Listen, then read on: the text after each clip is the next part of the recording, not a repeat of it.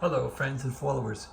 Here's a look at the Collins 75S-3 receiver since I replaced the S-meter potentiometer with a 250 ohm Allen Bradley potentiometer. In fact, here's the box that it came in, and I put this in.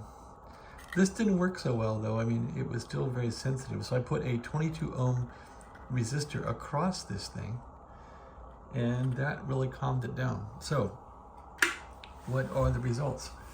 This radio has been on probably 40 minutes or so, and I'm on 20 meters. It's showing a noise floor. Now, if I detune this thing to some band which is not tuned up well, like if I go down here to, actually there's no crystal here, so if I run down here, the meter should go exactly back to zero, and does it. I zeroed it when it was on for about an hour, so it's showing an S, less than S1, I guess, so it's pretty much zeroed.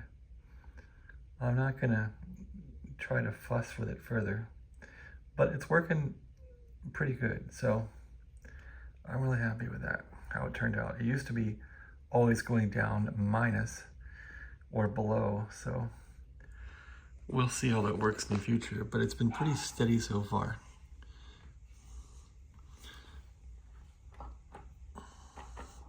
So on 20 meters, there's the noise floor the meter shows.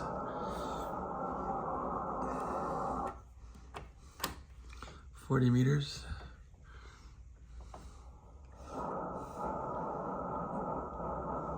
Noise floor. Here's WWV on 15.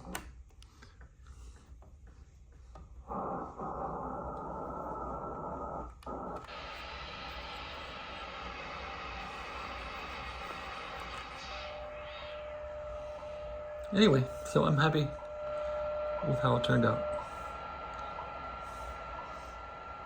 And if we go up here, say, again, some unused band, not quite to zero, but very close. It used to go negative pretty far.